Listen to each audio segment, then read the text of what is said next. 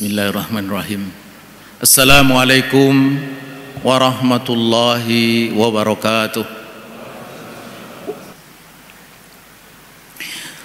Innal hamdalillah nahmaduhu wa nasta'inuhu wa nastaghfiruh wa na'udzu billahi min shururi anfusina wa sayyiati a'malina may yahdihillahu fala mudilla lahu wa may yudlil fala hadiya lahu. Asyhadu an la ilaha illallah wahdahu la syarika lah wa asyhadu anna Muhammadan abduhu wa rasuluh. Allahumma shalli ala Muhammad wa ala ali Muhammad kama shallaita ala Ibrahim wa ala ali Ibrahim fil alamin innaka Hamidum Majid. Qala Allah Ta'ala fi kitabil karim, a'udzu billahi minasy syaithanir rajim. Walau anna ahlal qura amanu wattaqau la fatahna 'alaihim barakatim minas sama'i wal ard. Walakin kadzabu fa akhadnahum bima kanu yaksibun. Wa qala subhanalladzi asra bi 'abdihi lailan minal masjidil haram ilal masjidil aqsal ladzi barakna haulahu linuriyahu min ayatina innahu was-sami'ul basir. Shadaqal azim. Ma'asyiral muslimin rahimakumullah, usikum wa iyaya bi taqwallah faqad fazal muttaqun. Kama qala Allah Ta'ala fi kitabil karim, a'udzu billahi minasy syaithanir rajim, ya ayyuhalladzina amanu taqullaha haqqa tuqatih wa la tamutunna illa wa antum muslimun. Hadirin sidang salat Jumat yang berbahagia rahimakumullah, kita saat ini sudah berada di penghujung bulan Rajab. Dan setiap kali kita berada di bulan Rajab, kita pasti akan teringat pada satu peristiwa besar, yakni Isra dan Mi'raj. Diperjalankannya Nabiullah Muhammad SAW pada satu malam dari Masjidil Haram di Makkah Al-Mukarramah menuju Masjidil Aqsa di Palestina, kemudian naik ke Sidratul Muntaha. Ini satu peristiwa yang amat sangat dahsyat. Jangan lagi untuk manusia pada masa itu, untuk manusia di masa sekarang pun tidak mudah untuk memahami peristiwa yang luar biasa ini. Jarak Masjidil Haram ke Masjidil Aqsa di Palestina kurang lebih sekitar 1230 km, yang dengan kendaraan yang ada pada waktu itu, onta atau kuda, diperlukan waktu berminggu-minggu. Belum lagi naik ke Sidratul Muntaha. Di mana Sidratul Muntaha itu? Allah alam bishawab. Dengan alat yang super canggih, para astronom ini hari bisa menyaksikan ujung semesta, dan ujung semesta yang bisa diamati dengan alat yang super canggih itu jaraknya 27 miliar tahun cahaya. Kecepatan cahaya 300.000 km per detik. Dalam satu detik itu cahaya bisa mengelilingi bumi lebih dari 7 kali. Dalam satu detik bisa sampai ke bulan, dalam 8 detik bisa ke matahari. Andai Sidratul Muntaha itu di ujung semesta yang hingga saat ini bisa diamati, berapa kecepatan Nabi? Dan andai kecepatan Nabi itu hanya dalam tanda petik 300.000 km per detik, maka Nabi memerlukan waktu 27 miliar tahun. Itu baru ke Sidratul Muntaha, belum lagi kembali. Sementara Nabi menempuh itu semua dalam waktu kurang dari 1 malam. Sebagaimana diceritakan oleh Siti Aisyah, dia tidur bersama Nabi, dan ketika dia bangun dia menjumpai Nabi tetap ada di sisinya. Bila demikian, berapa sesungguhnya kecepatan Nabi? Allah alam bisawab. Tapi seorang astronom muslim, Dr. Sasmito, mencoba untuk menghitung dengan persamaan matematika yang dibangkitkan dari pemahaman dia terhadap surat As-Sajadah dan surat Ma'arij. Didapatkan kecepatan Nabi itu kurang lebih sekitar 5,4 triliun kilometer per detik. Sebuah kecepatan yang bukan alang kepalang cepatnya, dan dengan kecepatan seperti itu pasti benda sudah tidak lagi bisa berwujud benda. Karena itulah bisa dipahami jika sementara pihak mengatakan bahwa perjalanan Isra Mi'raj itu adalah perjalanan ruhani, bukan lagi perjalanan fisik. Tapi kita mengatakan bahwa itu perjalanan fisik, sebagaimana Allah sendiri katakan, Subhanalladzi asra bi abdihi. Abdun itu tidak bisa diartikan lain kecuali memang Rasulullah SAW secara fisik. Jemaah sekalian, peristiwa yang begitu dahsyat itulah yang disampaikan oleh orang-orang kafir, orang-orang musyrik kepada Sayyidina Abu Bakar As-Siddiq, berharap Sayyidina Abu Bakar menjadi ragu atau malah tidak percaya. Tapi jamaah sekalian, apa respon Sayyidina Abu Bakar? Dia bilang, "Na'am, la usaddiquhu fima huwa ab'ad min dzalika." Bahkan aku tetap akan percaya, ande dalam bahasa kita ini hari Nabi Muhammad itu menceritakan yang lebih daripada itu. Sodaqtuhu fi khabaris sama fa kaifa ukadzibuhu fi dzalikal khabar. Aku sudah mempercayainya dalam perkara, dalam tafsir hadis ini dikatakan dalam perkara Mi'raj, atau yang lainnya mengatakan dalam soal wahyu. Mengapa untuk soal Isra ini aku mendustakannya? Lalu dia menutup komentarnya dengan satu kata kunci, madama qala faqad sodaqo. Sepanjang dia Nabi Muhammad yang mengatakan, pasti benar. Lalu Siti Aisyah dalam hadis riwayat Hakim mengatakan, falidzalika summiya Abu Bakrin As-Siddiq. Karena itulah maka kemudian dia disebut sebagai Abu Bakar As-Siddiq, Abu Bakar yang membenarkannya. Jemaah sekalian, manusia seperti inilah Sayyidina Abu Bakar yang keimanannya dipuji habis oleh baginda Rasulullah SAW. Dalam hadis riwayat Tirmidzi, Rasulullah SAW mengatakan, lawuzina imanu Abu Bakrin, andai keimanan Abu Bakar itu ditimbang bi imani ahlil ad, dengan keimanan seluruh penduduk bumi, la rojaha imanu Abu Bakar, maka iman Abu Bakar ini yang unggul. Orang seperti inilah orang yang keimanannya begitu kokoh, sedemikian kokohnya sampai dipuji begitu rupa oleh Nabiullah Muhammad SAW, yang disepakati oleh para sahabat sebagai pemimpin pengganti Nabi Muhammad. Bukan menggantikan sebagai Nabi, tapi menggantikan sebagai pemimpin umat, sebagai pemimpin masyarakat. Bahkan para ulama tak sedikit yang mengatakan sebagai pemimpin negara. Orang seperti ini secara bulat dalam musyawarah di Sakifah Bani Sa'idah terpilih Sayyidina Abu Bakar As-Siddiq.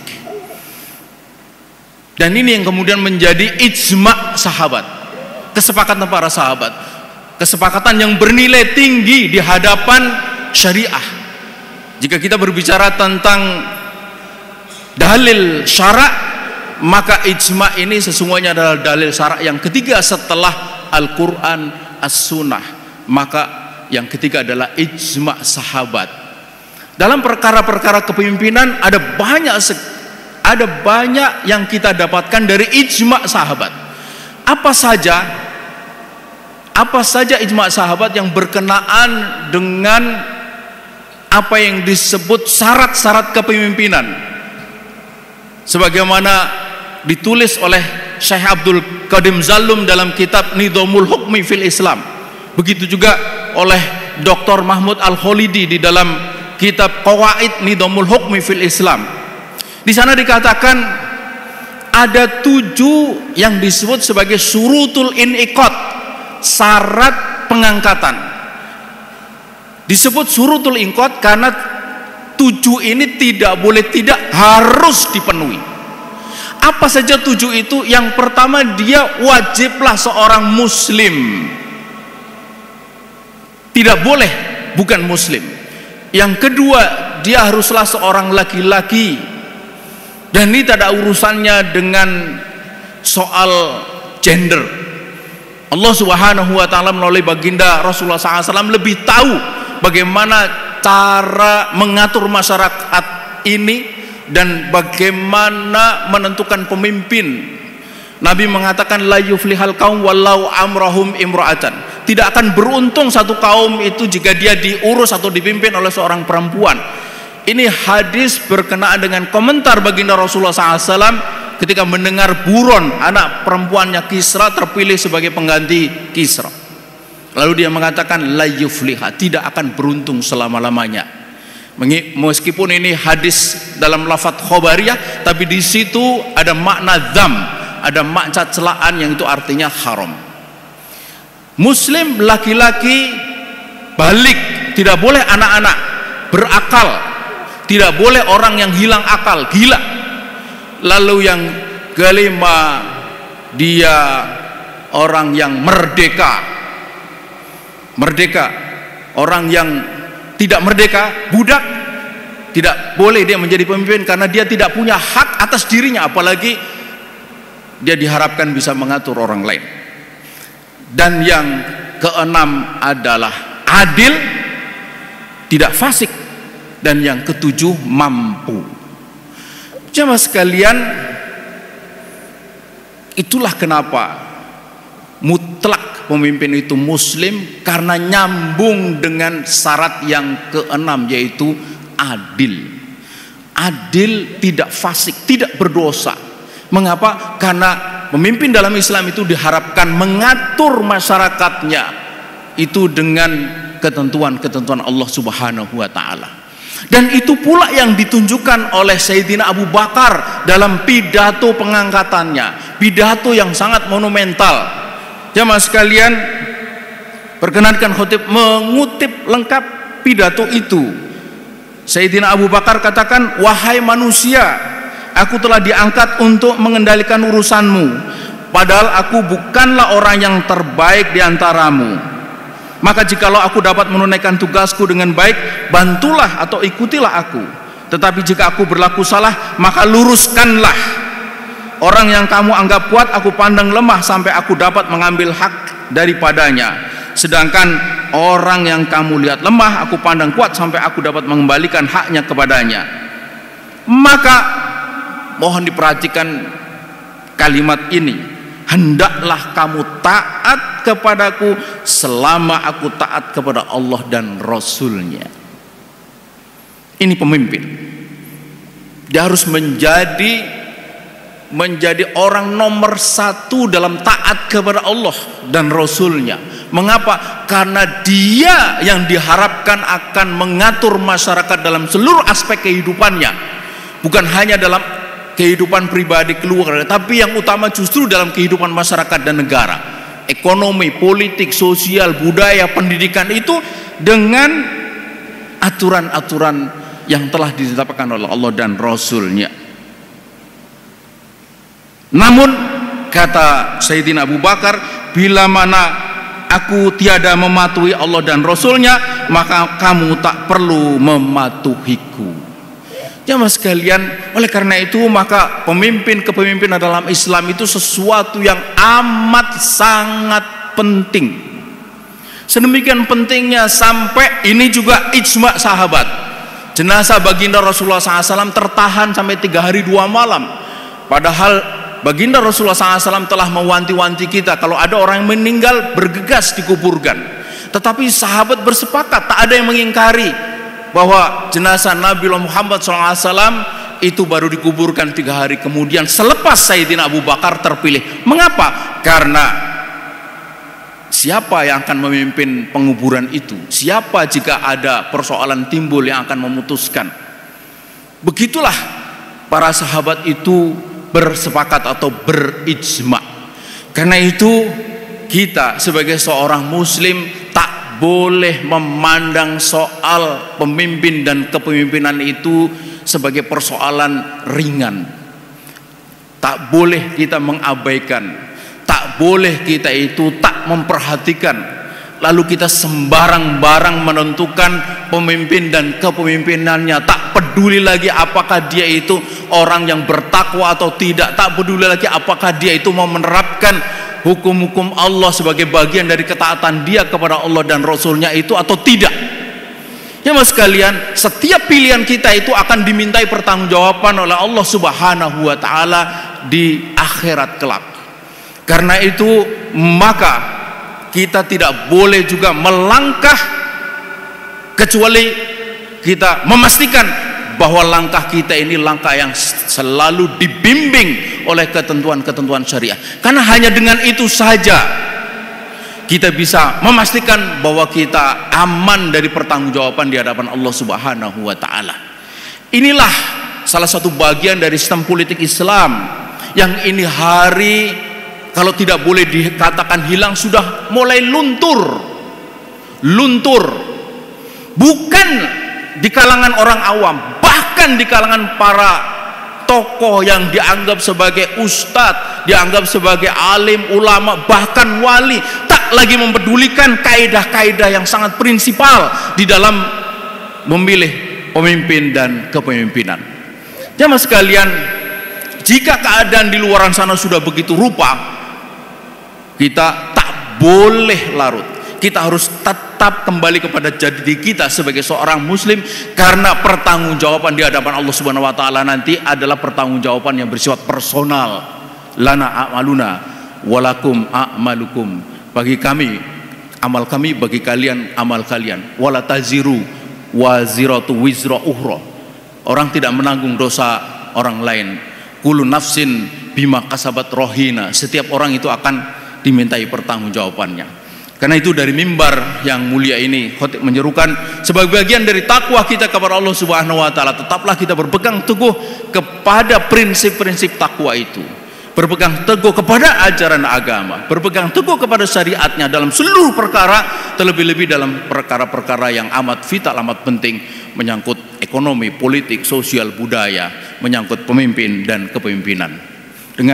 Hanya dengan cara itu, maka insya Allah hidup kita ini akan selalu kita jaga dalam rel ibadah yang dengan itu insya Allah akan membawa kita kepada keselamatan hidup di dunia hingga tiba di akhirat nanti insya Allah. Barakallahu li wa lakum fil Qur'anil azim wa nafa'ani wa iyyakum bima fihi minal ayati wa dzikril hakim wa taqabbala minni wa minkum tilawatahu innahu wasamiul alim.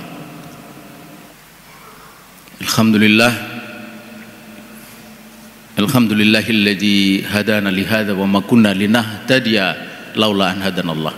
Asyhadu an la ilaha illallah wahdahu la syarikalah wa asyhadu anna Muhammadan abduhu wa rasuluh. Allahumma shalli ala Muhammad wa ala ali Muhammad kama shallaita ala Ibrahim wa ala ali Ibrahim fil alamin innaka Hamidum Majid. Ma'asyiral muslimin rahimakumullah. Wajib bagi khatib setiap kali naik mimbar menyampaikan wasiat untuk dirinya dan juga kepada jamaah untuk selalu bertakwa kepada Allah dengan takwa yang sebenar-benarnya. Hanya dengan takwa sajalah kita bisa berharap mendapatkan tempat terbaik di sisi Allah kelak. Tidak ada tempat bagi orang yang bertakwa kecuali di dalam surganya. Karena itu pastikan kita selalu di dalam keadaan takwa dimanapun, dalam keadaan apapun, dalam urusan apapun. Insya Allah dengan takwa itu kita akan menemukan kebaikan Islam. Bukan hanya untuk diri kita, tapi ajak juga takwa itu kepada keluarga kita, kepada lingkungan sekitar kita, dan yang utama tentu saja adalah kepada masyarakat negara. Jika kita menginginkan diri kita sebagai seorang yang bertakwa, kita menginginkan juga keluarga kita keluarga yang bertakwa dan masyarakat serta negara yang bertakwa. Negara yang bertakwa, masyarakat yang bertakwa itulah yang dijamin akan mendapatkan berkah.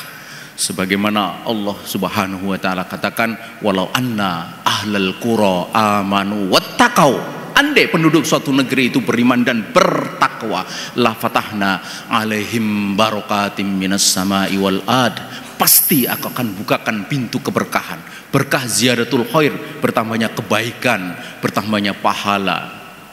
La fatahna alaihim barakatim minas sama'i wal ard, dari langit dan bumi. Itulah yang kita harapkan. Mudah-mudahan Allah Subhanahu wa taala memberikan kekuatan kepada kita, kesabaran dan sikap istiqomah untuk selalu menjadi orang yang bertakwa dalam seluruh hal, dalam seluruh perkara, dimanapun dan sampai kapanpun. Akhirnya marilah kita tutup khutbah ini dengan bersama-sama berdoa, memohon kepada Allah dengan penuh khusyuk, tadarruk, berharap mudah-mudahan Allah Subhanahu wa taala mengabulkan semua yang kita mintakan.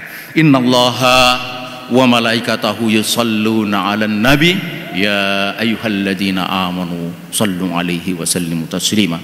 Allahumma salli ala sayyidina Muhammad wa ala alihi wa ashabihi ajma'in. Amin amin ya rabbal alamin. Rabbana ighfir lana dzunubana wa liwalidina warhamhum kama rabbayana sigara wa li jami'il muslimina wal muslimat wal mu'minina wal mu'minat al ahya'i minhum wal amwat ya rabbal alamin.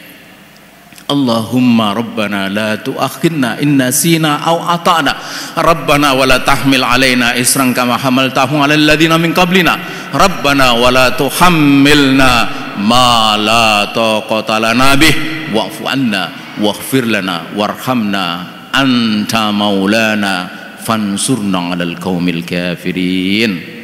Allahumma inna nas'aluka salamatan fid din wa afiatan fil jasad wa ziyaratan fil ilmi wa barakatan fil rizqi wa taubatan qablal maut wa rahmatan indal maut wa maghfiratan ba'dal maut. Allahumma hawwin alaina fi sakaratil maut wan najata minan nar wal afwa indal hisab. Allahumma arinal haqqa haqqa warzuqna ittiba'ah wa arinal batila batila warzuqna istinabah. Allahumma a'izzal islam wal muslimin wa ahlikil kafarata wal musyrikin wa dammir a'da'ana a'da'ad-din. Allahumma ansur man nasaraddin. Allahumma ansur ikhwanana fi kulli makan. Allahumma ansur ikhwanana fi Filistin. Allahumma ansur ikhwanana fi Filistin.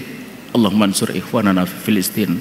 Allahumma thabbit imanahum wa wahid sufufahum wa anzilis sakinata ala qulubihim.